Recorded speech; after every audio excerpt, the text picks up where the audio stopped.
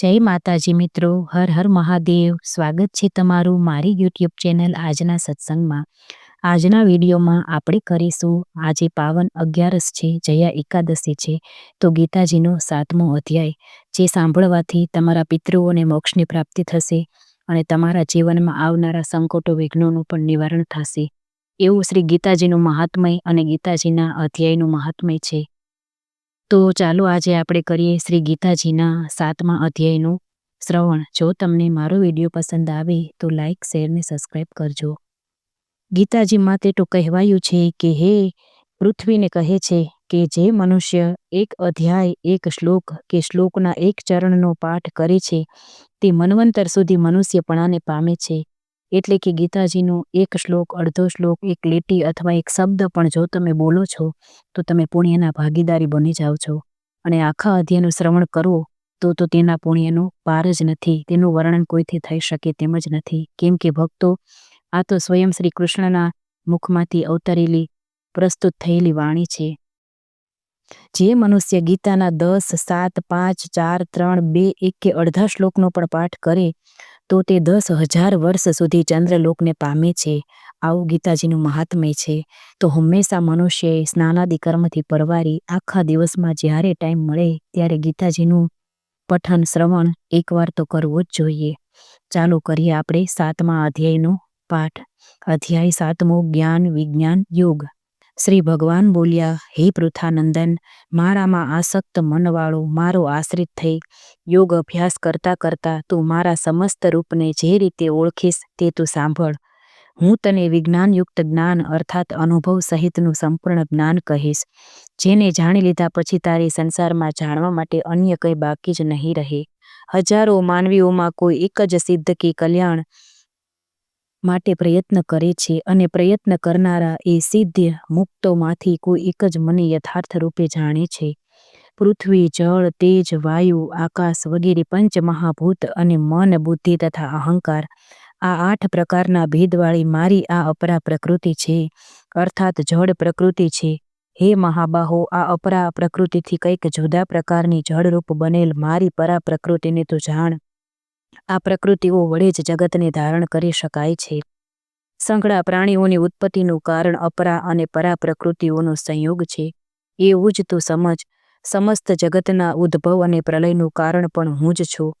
હે ધનંજય, મારા સિવાય આ જગતનો અન્ય કોઈ પણ કર્તા કે કારણ નથી. જેમ દોરામાં મણકા હોય તેમ સમસ્ત બ્રહ્માંડ મારામાં જ છે, અર્થાત મારામાં જ ઓતપ્રોત છે. હે કુંતી નંદન, હું જળમાં રસ છું, ચંદ્ર ને સૂર્યમાં હું તેજ છું, સર્વ વેદોમાં ઓમકાર હું છું, આકાશમાં શબ્દ અને મનુષ્યમાં પુરુષાર્થ પણ હું જ છું, પૃથ્વીમાં પવિત્ર ગંધ અને અગ્નિમાંય તેજ હું જ છું, તેમજ સર્વ પ્રાણીઓમાં જીવન શક્તિ હું જ છું અને તપસ્વીઓમાં તપ હું જ છું. હે પૃથાનંદન, સંઘળા પ્રાણીઓનો અનાદિ પણ મને જાણ. બુદ્ધિશાળીઓમાં હું જ બુદ્ધિ અને તેજસ્વીઓમાં તેજ પણ હું જ છું. બીજું તો હું શું કહું. હે શ્રેષ્ઠ ભરતવંશી અર્જુન, બળવાનોના કામ અને રાગ રહિત બળ પણ હું જ છું અને પ્રાણીઓમાં ધર્મયુક્ત કામ પણ હું જ છું.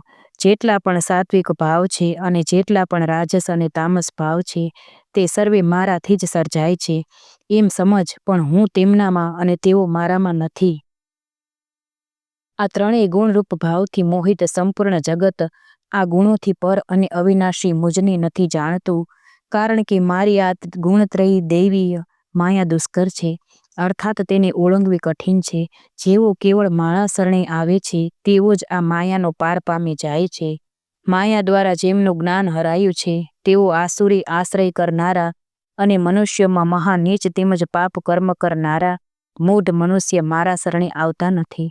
હે શ્રેષ્ઠ ભરતવંશી અર્જુન, પવિત્ર કર્મ કરનારા અર્થાર્થી, આર્ત, જિજ્ઞાસુ અને જ્ઞાની અર્થાત પ્રેમી, આ ચારેય પ્રકારના મનુષ્ય મારી શરણમાં આવે છે. અગાઉ કહેલા સર્વે અર્થાત ચારેય પ્રકારના ભક્ત ઘણા ઉદાર છે, પણ જ્ઞાની તો મારું જ સ્વરૂપ છે એવું મારું મંતવ્ય છે, કારણ કે તે મારાથી ભિન્ન નથી અને મને પામવા જેવી અન્ય કોઈ ગતિ નથી એમ જાણીને મારામાં જ તન્મય રહે છે. ઘણા જન્મોના અંતિમ મનુષ્ય જન્મમાં જ્ઞાની આ સર્વે પરમાત્મા જ છે એમ જાણી મારું શરણું સ્વીકારે છે તે મહાત્મા મળવા અત્યંત દુર્લભ છે.